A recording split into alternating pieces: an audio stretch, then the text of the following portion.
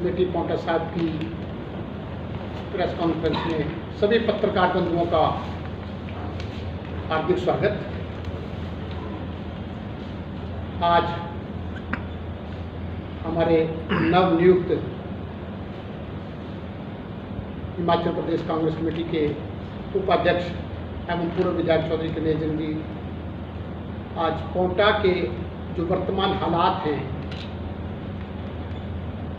जो भाजपा की सरकार चली हुई है और ऊर्जा मंत्री जिनकी ऊर्जा खत्म हो चुकी है, उनके कार्यों पे, वर्तमान परिस्थितियों पे चर्चा करने के लिए आपके साथ यहाँ हम मौजूद हुए हैं। परिचय तो सबसे मेरे सारे परिचित चाहिए या मोहब्बत भी अभी युवा कांग्रेस के हमारे अध्यक्ष नियुक्त हुए हैं, गुरजीत जी हैं, महबूब जी हमारे जोन अध्यक्ष, मोहब्बत युवा कांग्रेस अध्यक्ष, सुभाष जी जोन अध्यक्ष, संतराम जी डिस्ट्रिक्ट के वाइस चेयरमैन जिला उपाध्यक्ष, प्रदीप जी हमारे जोन अध्यक्ष, बलविंदर सिंह जी STU के वाइस प्रेसिडेंट, विशाल वालिया जी उपाध्यक्ष, दाताराम जी पूर्व प्रधान एवं ब्लॉक उपाध्यक्ष, साथ में मेरे सारे मोर्चों के और सारे प्रधानगण सब सम्मानित मेरे साथी हैं। और मैं निवेदन करूंगा चौधरी साहब से शुरू करें। सबसे पहले मैं मीडिया के बंधुओं का आप लोगों का स्वागत करता हूँ। एक लंबे अरसे के बाद आप लोगों से रूबरू होने का मौका मिला। उसके बाद मैं हाईकमांड का धन्यवाद करना चाहूँगा कि हाईकमांड ने मुझे प्रदेश कांग्रेस कमेटी में उपाध्यक्ष बनाया। इसके साथ साथ जहाँ बीजेपी सरकार की बात आती है, ये हमेशा कहते हैं हमारी डबल इंजन की सरकार है, सेंटर में भी सरकार हमारी है, यहाँ भी सरकार हमारी है। मगर डबल इंजन की सरकार होते हुए प्रदेश में क्या हो रहा है ये आप सबको मालूम है। हमारे पोंटा का विकास बिल्कुल ठप हुआ है। हमारे यहाँ के मंत्री सुखराम जी अपने मंत्री पद के नशे में चूर हैं। हमारे हॉस्पिटल की जो जहाँ बात करूँगा या स्वास्थ्य सुविधाओं की मैं बात करूँगा, बहुत बार हम चर्चा कर चुके हैं इसके बारे में। मैं यहाँ आप लोगों के माध्यम से मंत्री जी से पूछना चाहूँगा कि उन्होंने इस टर्नओवर में कितनी नर्स या स्टाफ नर्स और डॉक्टरों की यहाँ ट्रांसफ़र कराई और कितने पद यहाँ खाली हैं। अपने टाइम की मैं बात करूँगा, हमारे टाइम में कोई भी डॉक्टर यहाँ 18 डॉक्टर की यहाँ नियुक्ति थी, पूरे यहाँ डॉक्टर होते थे। और मैं दावे के साथ ये कहता हूँ कि डिस्ट्रिक्ट में इतने डॉक्टर नहीं थे जितने हमारे पोंटा में पूरे डॉक्टर थे। इसी प्रकार अल्ट्रासाउंड का आप लोगों ने देखा है कि पिछली बार बड़े धरने दिए गए यहाँ और सुखराम जी ने बड़े विश्वास के साथ कहा था कि अल्ट्रासाउंड के लिए हम डॉक्टर यहाँ लाएंगे। मगर वो आश्वासन ही रह गए। आज हमारी जो महिलाएं हैं उनको अल्ट्रासाउंड के लिए बाहर जाना पड़ता है। और जिस आपके हॉस्पिटल के साथ उन्होंने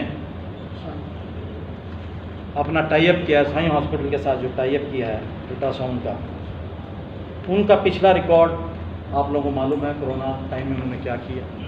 और इस बार फिर, क्योंकि ये उनका अपना चहेतों का हॉस्पिटल है, उनको ये काम दिया गया। और जो हमारी माताएं बहनी हैं उनको वहाँ डबल चार्ज को देना। बेरोज़गारी की बात कहूँगा,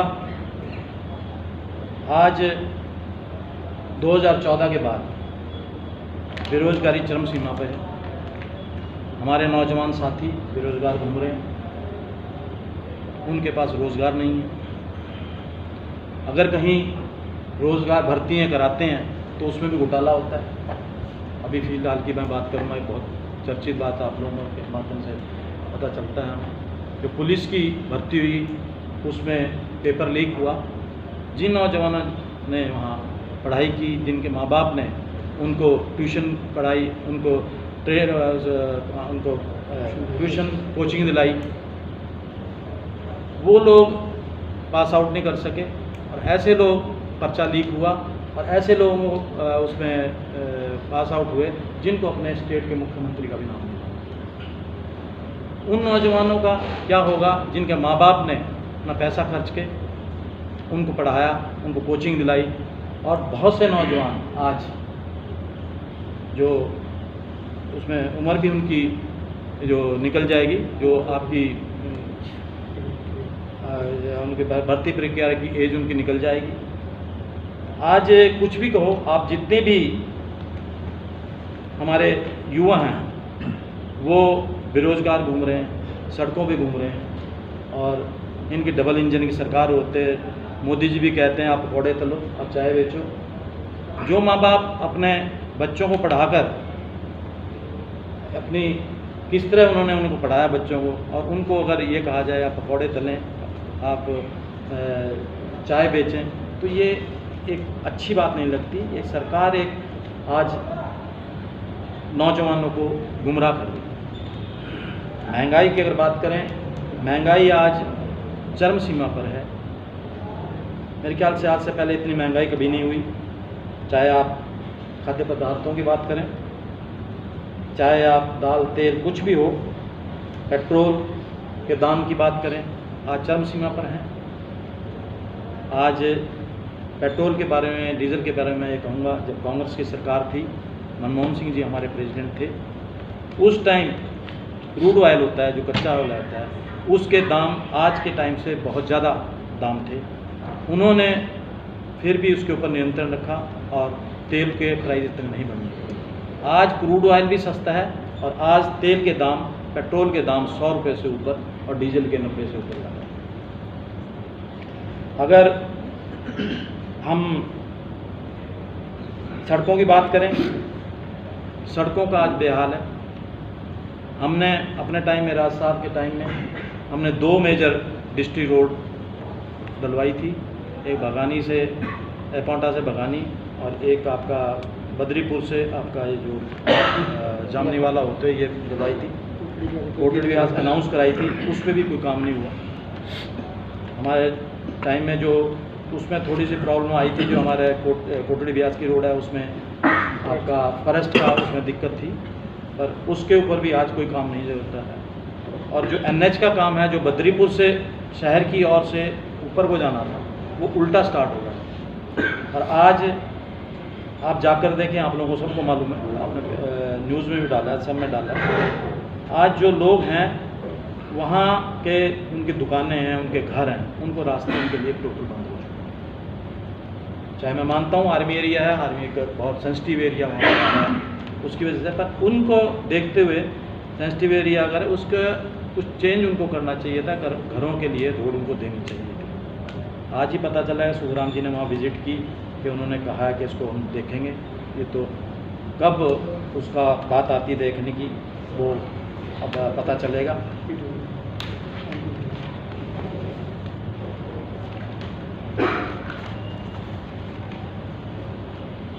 अगर हम PWD की बात करें, PWD की बात चल रही थी, एक हमारा आज भोज का क्षेत्र जो है वो शिलाई क्षेत्र में उसका वो का डिवीज़न आता है। हमने राज साहब के टाइम में उसको भी हमने यहाँ शिफ्ट करने के लिए, पोंटा में शिफ्ट करने के लिए कहा था, उसके भी आज कोई नहीं है। जो हमारे गिरी पार के लोग हैं, उनको अब भी सिलाई के लिए काम पे जाना पड़ता है या ठेके लेने पड़ते हैं, अपना काम करना पड़ता है, उनको भी सिलाई जाना पड़ता है। इसके साथ साथ खनन माफिया की मैं बात करूँगा। मंत्री जी का उत्तराखंड की जो सरकार है, अपनी सरकार, इनकी BJP की सरकार है, इनके राज में खनन माफिया ने, उत्तराखंड के जो लोग थे, माफिया के लोग थे, उन्होंने अभी हाल में एक हमारे इंस्पेक्टर जो था माइनिंग का, उसको किडनैप किया और उसको किडनैप करके ले गए। आज उसके ऊपर कोई कार्रवाई नहीं हो रही है। जो मेन माफिया था, सरगना था, वो खुला घूम रहा है, उसको आज उसके ऊपर कोई भी ना केस बनाया, ना ही उसको अरेस्ट किया। इसके केसों के ऊपर पुलिस लीपापोती कर रही है, और जो पकड़े हैं वो बेचारे मैं तो कहूँगा उनको निर्दोष ही हैं। मेन तो जो आपके सरगना हैं उनको पकड़ना चाहिए था। और अगर ऊर्जा मंत्री जो हमारे बिजली के मंत्री हैं, अगर उनके विभाग की अगर मैं बात करूँ, आज ये हम अपनी तरफ से नहीं कह रहे, एक सर्वे की रिपोर्ट है, आप लोगों को सबको मालूम है कि हिमाचल में सबसे ज़्यादा कट पहुँचा है। कोई पूछने वाला नहीं है, कुछ नहीं। अगर ऊर्जा मंत्री से पूछा जाए तो उनका ये जवाब आता है कि कहते हैं हमने बड़े ट्रांसफर चेंज किए, ट्रांसफार्मर चेंज किए, लाइनें चेंज की, पोल चेंज की। मैं ऊर्जा मंत्री से बात कहना चाहता हूँ, हमने अपने टाइम मेरे ख्याल से हमने अपने टाइम से ज़्यादा ट्रांसफार्मर चेंज कराए, और हमने भी लाइनें चेंज कराई, पोल चेंज कराए, पर हमने इतने कट नहीं कराए। सब स्टेशन की बात करें, हम राज साहब के टाइम में सब स्टेशन नगेता हमने इसका नगेता में हमने उसको मंजूर कराया था। उसका भी आपको कुछ पता नहीं क्या स्टेशन, उसका सब स्टेशन का क्या हुआ। और बिजली आज ये लीपापोती कह रहे हैं कि हमने 60 यूनिट फ्री कर दिए, अब हमने 70 यूनिट कर दिए, 100 यूनिट फ्री कर दिए। अरे भैया, अगर यूनिटी फ्री करोगे तो राज साहब ने भी किया था। राज साहब ने सब्सिडी दी थी घरेलू बिजली के ऊपर, और उन्होंने राशन के ऊपर भी सब्सिडी दी थी कि राशन हर जनता को मुहैया कराया। उस राशन में भी इन्होंने लीपापोती कर दी, 3-4 उसके सेक्शन बना दिए। मध्यम वर्ग के जो वर्ग के लोग हैं उनको राशन नहीं मिला। और हमारी जो आशा वर्कर हैं, आशा वर्करों के साथ जिन्होंने कोविड टाइम में किन हालतों में उन्होंने काम किया वो हम सबको मालूम है। उनका जो मानदेय उन्होंने उनके निश्चित किया था कि हम आपको ये कोविड टाइम का ये मानदेय देंगे, वो मानदेय उनको नहीं मिला। आज वो आशा वर्कर धरना दे रही हैं, अपना डिमांड रख रही हैं, कोई उनकी सुनने वाला नहीं। इसके ऊपर मैं यही कहूँगा, आज डबल इंजन की जो सरकार, ये कहते हैं हमारी डबल इंजन की सरकार है, मैं यही पूछना चाहता हूँ इन डबल इंजन की सरकार ने क्या किया। जब इनकी गवर्नमेंट थी, कांग्रेस की गवर्नमेंट थी, स्मृति ईरानी जी अभी आई हैं, मैं थोड़ा सा उनके ऊपर ही कहना चाहूँगा। जब सिलेंडर 10 या 20 रुपये कांग्रेस के टाइम में महंगा होता था, तो स्मृति ईरानी जी बड़े बड़े पोस्टर अपने गले में डाल के लेडीज़ को लेकर धरने बैठती थी। आज 400-100 रुपये सिलेंडर महंगा हो रहा है, स्मृति ईरानी जी क्यों चुप है? इसका जवाब दें। आज सुरक्षा की बात करूँगा।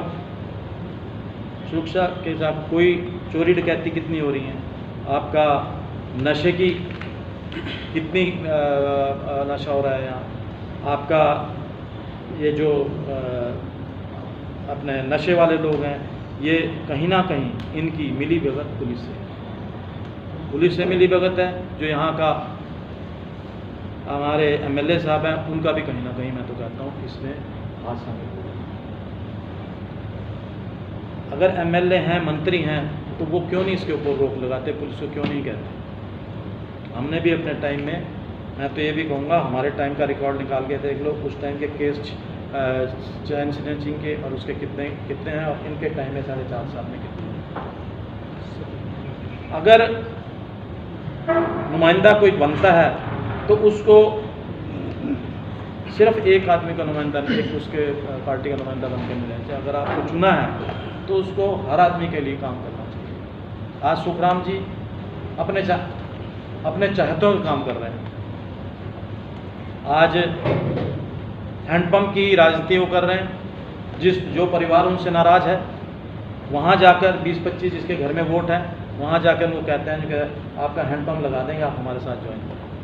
आज उनकी हालत ये हो गई है कि उनको नज़र आ गया है जनता उनसे कितनी नाराज़ है। मैं आप लोगों से माध्यम से यही यहाँ कहना चाहता था। आप लोगों के कोई प्रश्न हो? सर, आज गिरीपार में एक मीटिंग थी महापंचायत जी, 7 पंचायतों के लोग जी, उन्होंने बोला कि भाई हमारे को ये जो जनजातीय वाले मुद्दे से हम कुछ सुविधाओं से वंचित रखा जा रहा है जी, तो उन्होंने मांग उठाई है उस बारे में। मैं कहता हूँ ये जायज़ डिमांड है उनकी, और गिरी पार का पूरा पार का क्षेत्र जनजातीय क्षेत्र में आना चाहिए, और जहाँ तक मुझे मालूम है ये डांडा आज भी इसमें क्षेत्र में नहीं आ रहा, डांडा पागर भी इस क्षेत्र में नहीं आ रहा। सुखराम जी आज वहाँ बहुत सी बड़ी बात करके गए हैं, कह के आए हैं कि मैंने सारी पंचायतें इसमें शामिल करा दी हैं। ये जब शामिल होगी तब पता चलेगा। और ये तो एक इन्हें लॉलीपॉप दे दिया है यहाँ जनजाति को, हम मानते हैं उनको, उनका ये हक बनता है जनजाति क्षेत्र का, पर ये एक इनका लॉलीपॉप है। ये अभी इसको लटकाएंगे, आगे एमपी के इलेक्शन तक उसके एमपी के इलेक्शन तक ले जाएंगे और फिर कह देंगे तो हमारा एक क्या कहते हैं उसको, जुमला।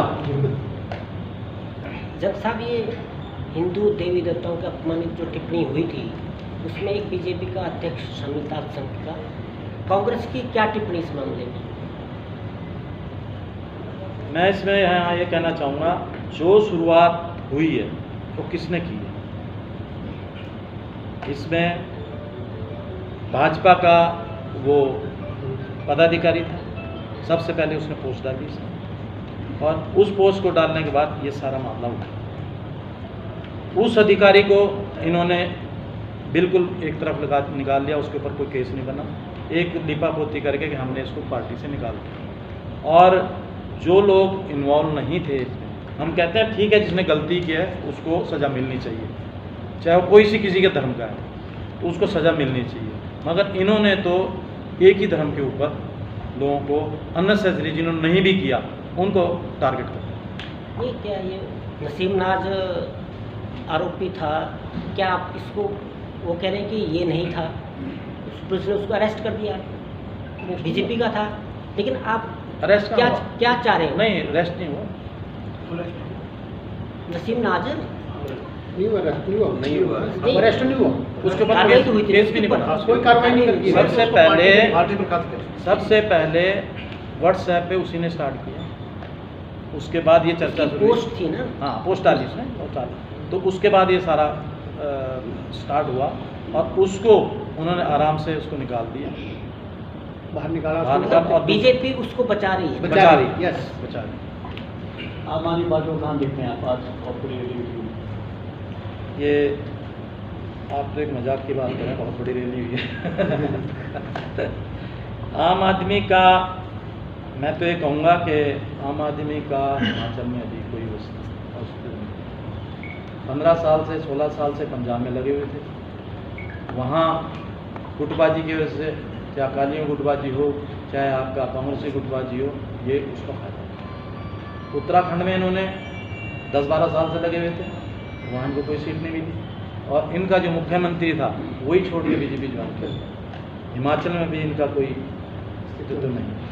लेकिन सर पोंटा के तो कई कांग्रेसी नेता गए हैं ना उसमें, पोंटा के अगर बात करें तो पोंटा के कई कांग्रेसी नेता उस पार्टी में गए हैं, तो क्या यहाँ पर नुकसान होगा कांग्रेस को? या देखो, सभी लोग मानते हैं, आप लोग भी मानते होंगे शायद, कि हिमाचल में या कहीं भी आप पार्टी कांग्रेस को नुकसान करेगी। सर देखिए, मशहूर पंजाबी गायक ये जवाब दे देते हैं, इनका जवाब दे देता हूँ मैं। ये मानते हैं कि आप कांग्रेस को नुकसान करें, ये मेरा मानना नहीं है, ये कॉन्स्टिट्यूंसी वाइज डिपेंड करता है। पोंटा की मैं बात करूँ, पोंटा में आम आदमी पार्टी कांग्रेस को नुकसान नहीं करेगी, बीजेपी को नुकसान करेगी। सर देखिए, मशहूर गायक और कांग्रेस नेता सिद्धू मूसेवाला की कुछ देर पहले हत्या हुई जी है अभी और पंजाब सरकार के द्वारा कल ही उनकी सिक्योरिटी वापस ली गई, तो उस विषय में आप क्या कहेंगे? वापस सुरक्षा की कैसे व्यवस्था है? हम तो कहते हैं बहुत गलत किया, पहले तो सिक्योरिटी हटा के लोगों की, क्योंकि पंजाब एक बड़ा वैसा डिस्टर्ब एरिया है, तो सबसे पहले तो उन्होंने जो सिक्योरिटी हटाई है वो सबसे बड़ी गलत बात की है, और इसकी जो उनके विचारों की हत्या है उसकी मैं निंदा करता हूँ। और पोंटा में नहीं, पहले डिस्ट्रिक्ट वाइज उनका पूरे हिमाचल में होगा, उसके बाद होगा। जंग साहब, आपको प्रदेश स्तर पे जिम्मेदारी दी गई है और कांग्रेस आक्रामक हो रही है, भाजपा की जो जन विरोधी नीतियाँ जिनको आप बता रहे हैं काम नहीं हुए हैं, तो प्रदेश स्तर पे किस तरह की रणनीति तैयार की गई है भाजपा की इन रणनीतियों जो नाकामियाँ रही है उसके संबंध में? पिछले बाई इलेक्शन 4 कांग्रेस ने जीते हैं, 1 मेंबर पार्लियामेंट का जीता है और 3 विधानसभा भी। उसमें मेन मुद्दा महंगाई रही है और इस बार भी जो इलेक्शन लड़ेंगे महंगाई को लेकर इलेक्शन। पाउंटा साहिब में आपको लगता है कि जो जिस तरह से यहाँ पे कई चेहरे कांग्रेस के नजर आते हैं, कई धड़ों में जैसे बटी हुई है, तो आपको लगता है कि आखिरी मोमेंट तक कुछ ऐसा हो पाएगा चमत्कार कि इकट्ठे हो पाए सभी? ऐसा है, जिन्होंने जाना था वो तो चले गए, जो मेन टिकटदारी सोचते थे कि हमारी पॉकेट में टिकट है हम हाईकमांड से ले आएंगे, वो तो चले गए। और जो हमारे दूसरे लोग हैं टिकट मांगने का सबको पता, हमारा ये फैसला हुआ सब टिकट के लिए जाएंगे और जिसको टिकट मिला इकट्ठे होकर उससे चलते हैं। कांग्रेस में पहले गुटबाजी थी, अब देखने को मिल रही, क्या मानते हैं? हमारी नज़र में तो है नहीं, कैसे आप कैसे कहेंगे कि अभी हाल ही में भी लांबा जी ने भी एक फंक्शन किया था, उसमें आप लोग नहीं थे? नहीं, इनवाइट किया था, मैं यहाँ था नहीं, मुझे इनवाइट किया था, मैं यहाँ था नहीं। क्या सुखराम चौधरी को बी टीम काम कर रही है? किया था? हाँ, सबको किया है। आज लांबा जी भी यहाँ नहीं है, हरप्रीत जी कह रहे थे मैं आऊँगा, वो तो वहीं गए, मैं नहीं कह सकता। चौधरी साहब, कोई बी टीम काम कर रही है क्या बीजेपी के यहाँ? बी टीम जो एक्सेप्ट थी वो तो चली गई है। अब आप किस नज़र से किसको देखते हैं वो आपसे ही पता करेंगे। अब आपके पास प्रदेश स्तर का इस बार आपको ऐसा क्या लगता है कि कांग्रेस अच्छी यहाँ से मतलब जीत पाएगी? क्या फैक्टर है सर? जीत पाएगी नहीं, इस बार कांग्रेस यहाँ से सीट निकालेगी। आप ने कहा है कि क्या फैक्टर रहेंगे। आज सबसे बड़ा मुद्दा महंगाई है। आज सुखराम जी का अपने इलाके में, कोंटा के इलाके में उनका बड़ी खिलाफत है। अगर उनकी कम्युनिटी की अगर बात करें, कम्युनिटी के लोग मेरे पास हर रोज़ आते हैं, तो इस बार वो ये कह रहे हैं जी हम उनके साथ, मैंने उनको साफ कहता हूँ आप मेरे से काम करो जो मेरे आज के बस के हैं, पर आप लोगों का कम्युनिटी वाइज एक ऐसी है कि आप लास्ट में इकट्ठे हो जाते हैं। वो ये कहते हैं जी इस बार हम चाहे हमारे से लोटा नोन करा लो चाहे कुछ करा लो, हम आज इस बार कांग्रेस को साथ नहीं देते, बीजेपी का साथ नहीं दें, कांग्रेस साथ। उनका उदाहरण मेरी पंचायत है, उनके हमारे प्रधान उन्हीं की कम्युनिटी के हैं राकेश जी, तो बड़ा इनको भी बड़ा हराने की उन्होंने कोशिश की, तो हमने उन्हीं की कम्युनिटी से कैंडिडेट उतार के और इनको यहाँ दिया। अब आपके पास प्रदेश स्तर का पद है, डिस्ट्रिक्ट सिरमौर में यूथ विंग और महिला विंग कांग्रेस का बहुत वीक है और हार का प्रमुख कारण। जी जी, तो कैसे अब जैसे चुनाव नज़दीक है तो किस तरह स्ट्रॉन्ग करेंगे यूथ विंग? हमने अभी जो अपना स्ट्रेटेजी बनाई है, हम जो हमारा महिला विंग है उनकी महिला विंग की हर जगह मीटिंग करेंगे, उनका सम्मेलन करेंगे। उसके साथ जैसे यूथ है उसका भी हम सम्मेलन करेंगे और उनको इकट्ठा प्रत्यक्ष को करेंगे। की आवश्यकता नहीं है। आज आपने कहा कि महिला विंग हमारा कमज़ोर है, यूथ कमज़ोर है, मैं मानता हूँ, मगर आज हम इस स्तर पे हैं कि हमारा महिला विंग जो है या यूथ है इतना कमज़ोर नहीं है। उसमें भी यूथ जो अगर कमज़ोर हुआ था तो उनके भी कुछ पीछे कारण रहे हैं। हमारे यूथ अध्यक्ष जो थे पहले, उन्होंने आप ज्वाइन कर लिए, उन्होंने तो पूरी मैं कहता हूँ स्टेट का सत्यानाश किया कि हर जगह उन्होंने अपने आदमी खड़े किए हैं, जो हमारे लीडर थे उनसे बगैर पूछे उन्होंने इकट्ठे किए, तो वो कारण रहा। और अब यूथ इकट्ठा होकर इकट्ठा चल रहा है। कोंटा के यूथ को इकट्ठा करने के लिए क्या करेंगे, क्या रणनीति बना रहे हो आप? हमने बना ली थी, हमने छोड़ चुके हैं कांग्रेस या जो कोई दूसरी पार्टी में चले गए, उनको जोड़ने के लिए क्या रणनीति है? हम उनके पास जा रहे हैं, घर घर जाके उनको वापस लाना है, ऐसा हमने काम शुरू कर दिया और मीटिंगें हमारी रोज़ ही तकरीबन हो रही हैं, तो उनको भी हम इकट्ठा कर रहे हैं, आपका महिला विंग को भी हम इकट्ठा कर रहे हैं। एक अभी पिछले दिनों आप लोगों ने सदस्यता अभियान चलाया था जी, तो कुछ आंकड़ा उसका अगर साझा करने लायक है तो बता दीजिए। साझा क्या? कितने नए सदस्य बने हैं, बूथ स्तर पे किस तरह से मजबूती आई है जिसके आधार पे आप जीत का दावा कर रहे हैं? हमने जो कांग्रेस पार्टी का जो सदस्यता अभियान चलता है, ये 3 साल के लिए एक सदस्य को बनाया, उसमें हमने नए और पुराने सब सदस्यों को बुलाया है और लगभग हमारे जो यहाँ से हमने मेंबर बनाए हैं 2500 मेंबर के करीब हमारे यहाँ से। तो जो अभी आपका इलेक्शन भी हुआ था कांग्रेस का अंदर इंटरनल इलेक्शंस हुए नहीं अभी अब हुआ नहीं सर, इलेक्शन के कारण अभी वो इलेक्शन नहीं हुआ। मैं थोड़ा सा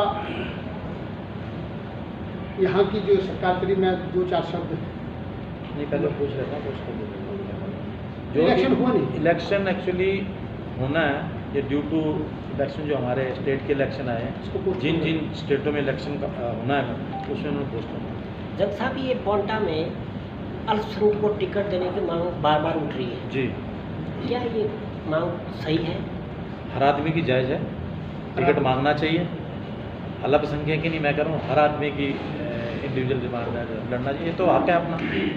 अगर टिकट मांगने के बाद टिकट पार्टी के साथ भी चलना पड़ेगा। मैं ऊर्जा मंत्री जी के जो यहाँ कार्यकलाप करें उसके बारे में थोड़ा सा आप लोगों से शेयर करना चाहता हूँ। तो यहाँ जो मीटर लग रहे हैं हमारे विधानसभा क्षेत्र में, जो अभी पिछले काफ़ी दिनों से यहाँ 3 फेज के कनेक्शन के लिए मीटर नहीं थे। अभी यहाँ जो मीटर आए हैं, जो हमारी फाइल तैयार होती है उसका जो पैसे लगते हैं उसके फुल फ्लैश पैसा चार्ज किया जाता है उपभोक्ता से, और यहाँ पुराने मीटर लगाए जाते हैं। वो शिमला से या कहीं से उतर के आए हैं, सिटी बनी है वहाँ नए मीटर लगे, वो उतर के आए हैं और हमसे चार्ज नए मीटर का किया जा रहा है और लग रहे पुराने मीटर। और इसका सबसे मैं औरों के छोटो मैंने अपने अप्लाई किया और मेरे यहाँ आए वो मीटर लगाने, तो जो पुराने मीटर लगाने लगे उनके ये क्या भाई, कि जी यही भेजे हैं। मैंने कहा क्यों भाई, पैसे मेरे पैसे क्या पुराने थे क्या जो मैंने जमा कराए? जो कि नहीं जी है, तो आदेश यही है कि जी ये वाले मीटर लगाए जाए। मैंने कहा नए मीटर है?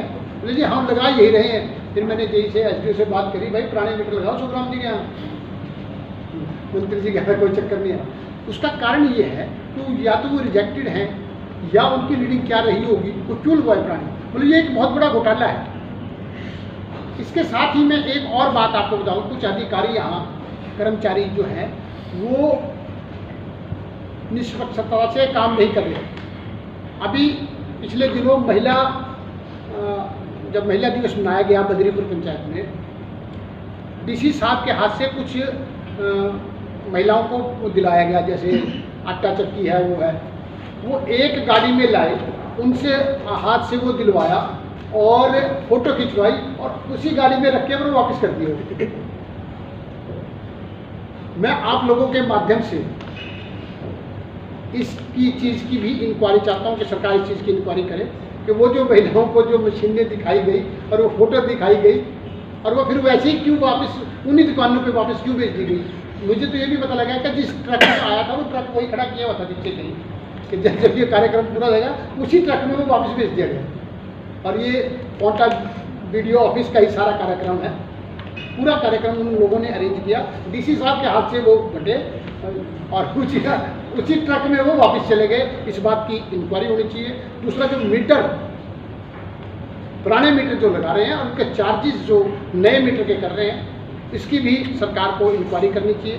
इसमें जिसका भी दोष है उसको सजा हो और जनता को जब उससे पैसे नए नए लिए जा रहे हैं, पूरे फुल प्राइस चार्ज किया जा रहा है, तो उसको नए और अच्छी क्वालिटी के मीटर मिले। मेरा ये थोड़ा सा। चौधरी साहब, एनएच को लेकर जो नालियाँ ऊंची उठाई गई थी उसमें लोग आंदोलन कर रहे हैं, लोग परेशान हैं। आप लोगों ने इसके मामले में कुछ किया है? दूसरी बात, सुनील चौधरी ने एक पदयात्रा निकाली जब उसके पाँव में छाले पड़े थे, उस वक्त कांग्रेस ने क्या कुछ मामला उठाया या कांग्रेस ने कुछ पदयात्रा की जब बस चलानी थी? सुखराम ने रातों रात बस चलानी पड़ी, वो भी सुनील चौधरी की वजह से। क्या कांग्रेस विपक्षी भूमिका निभा रही है? हमने जब ये लोग सुनील जी इसमें बैठे हैं धरने, उनका साथ दिया, उन्होंने आगाज़ किया, हमने उनका साथ दिया। तो इसमें यही हमने किया, उनका साथ हमने दिया। अगर हम अलग से बैठते तो एक और अच्छा नहीं लगता था। हमने उनका हमेशा उनका साथ दिया जहाँ तक। सर, पिछले दिनों केंद्रीय मंत्री आए थे पोर्ट माजरा में, इंडोर स्टेडियम की देखे गए घोषणा, तो उसको कैसे देख रहे हैं? क्या घोषणा अब जब तक इनकी तो घोषणाएं हैं, जब तक बन ना जाए धरातल पे कुछ चीज़ उतर ना जाए, मैं तो कुछ कहूँगा नहीं उस बारे में। तो इतना ही कहूँगा, जब तक धरातल पे नहीं उतरेगा तब तक कहना मुश्किल क्या है कि वो बनेगा नहीं बनेगा। सर रेलवे की घोषणा भी हाँ, एक मिनट अनुराग जी, यही बता रहे हैं। मैं तो वही कह रहा हूँ। पिछली बार अनुराग जी यहाँ आए थे, उन्होंने इलेक्शन ड्यूरिंग इलेक्शन बहुत कहा था कि मैं यहाँ दोबारा तभी आऊँगा जब रेलवे लाइन आएगी, और वो यहाँ दोबारा भी आ गए, रेलवे लाइन आई नहीं। उसके बाद ये आपका माजरा में ग्राउंड की घोषणा कर गए। अब देखते हैं क्या क्या होता है उसमें। सर एक लास्ट सवाल है सर। जी जी भरली में सीएम साहब आए थे जी, उन्होंने बहुत लंबी चौड़ी घोषणाएं की थी, आप क्या उम्मीद है कितनी पूरी हो सकती है? मुझे तो लगता नहीं उसमें कोई पूरी हो। मैं तो सब तहसील की कैसी है? सब तहसीली हाँ। की बारे में बात कर रहा हूँ। मैं सब तहसील की बात कर रहा हूँ। वो तो गोरखवाला के ऊपर ही वो टक गए सारी चीज़ें लेके, आप लोग वहीं होंगे। सब तहसील के लिए कम से कम जो आपके पटवार सर्कल हैं वो होने जरूरी है। वहाँ पटवार दो सब तहसील के वहाँ पटवार सर्कल नहीं बनते। अब सुखराम जी दौड़ रहे हैं कि एक पटवार सर्कल 2 कर दें, एक के 3 कर दें, ऐसा तो चलेगा नहीं। और मुझे लगता नहीं है 3 महीने में ये कहीं इनकी घोषणाएँ पूरी हों। सर नई घोषणाएं हुई हैं कि कहीं पर स्कूल बन रहे हैं, कहीं पर अस्पताल बन रहे हैं, पर उनको भवन नहीं दिए गए हैं अभी तक, उसके पर क्या कहते हैं? आज अगर शिक्षा के विभाग की बात करूँ, शिक्षा विभाग का इतना बुरा हाल है, स्कूलों में टीचर नहीं है। कई स्कूल तो बगैर टीचर के चल रहे हैं। भवन की तो छोड़ो, और भवन अगर की बात करें, जहाँ मिडिल स्कूल है वहाँ 2-2 कमरे हैं। अगर बरसात पड़ जाए तो एक कमरे में 4-4 क्लासें लगती हैं। तो इनकी तो घोषणा ही है भाई, घोषणाएँ पूरी कर जाते हैं, बाद में कह रहे हैं हमारे जुमले हैं।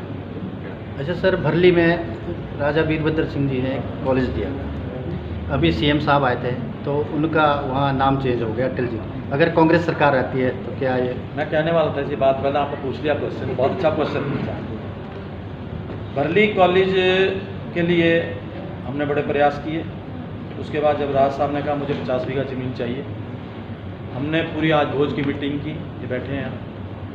आज भोज में एक सिर्फ जो भरली वाले गांव वाले थे तो वो राजी हुए कि हम 50 बीघा ज़मीन आपको देंगे। उसके बाद हमने इसका प्रोसेस स्टार्ट किया। राज साहब ने यहाँ कॉलेज दिया, और राज साहब ने स्पेशल इसका नाम लिखा था आज भोज भरली कॉलेज। तो उन्होंने मेरे से बार बार पूछा उस गांव का क्या नाम है, उन्होंने तभी लिखा आज भोज भरली कॉलेज। आज कोई भी इंसान एक भी इंच भी ज़मीन फ्री देने के लिए तैयार नहीं।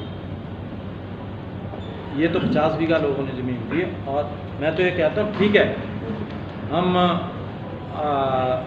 उनके लीडर की कदर करते हैं।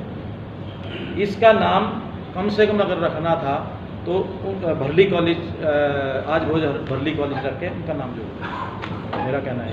आज लोग इतने नाराज़ हैं वहाँ, हमें मुसीबत आएगी आगे को अगर हमने वहाँ कुछ चीज़ लेनी है, लोग ज़मीन नहीं देंगे वहाँ। तो इसके साथ साथ एक चीज़ और मैं कहना चाहूँगा, आज मुझे व्हाट्सएप पे पढ़ा है मोदी जी 31 तारीख को शिमला आ रहे हैं। मैं तो भाजपा की बात करूँ कि क्या अब कहाँ तक उनको भीड़ इकट्ठे करने में कहाँ तक वो हो रहे हैं। BD ऑफिस से एक मैसेज आता है, जितनी भी महिला विंग है जो इनके समूह हैं सेल्फ समूह हैं, वो सारे पहुँचे, जो समूह वहाँ पहुँचे उसको 40-40 हज़ार मेरे पास उसका व्हाट्सएप मेरे पास है। तो इनको अगर ये सोच रहे हैं कि हम इतने लोकप्रिय हैं, हमारी सरकार इतनी लोकप्रिय है, जयराम ठाकुर जी की लोकप्रिय है, तो ये डालने ये यहाँ तक की नौबत क्यों आई? आज इनको भीड़ इकट्ठी करने में शिमला में दुविधा हो रही है, और आज इनका असर जो अगले इलेक्शन में होगा वो पब्लिक करेगी जो आप मांगते हैं। सिरमौर से कितनी सीटें देख रहे हैं फिर कांग्रेस की आप? हम तो 500 देंगे, 500 देंगे। आप अगर समय पर प्रेस कॉन्फ्रेंस करते रहते हैं ना, तो कोई क्वेश्चन नहीं होता। ऐसा नहीं, ज़्यादा क्वेश्चन सुन के मज़ा आता है, ज़्यादा क्वेश्चन सुन के मज़ा आता है।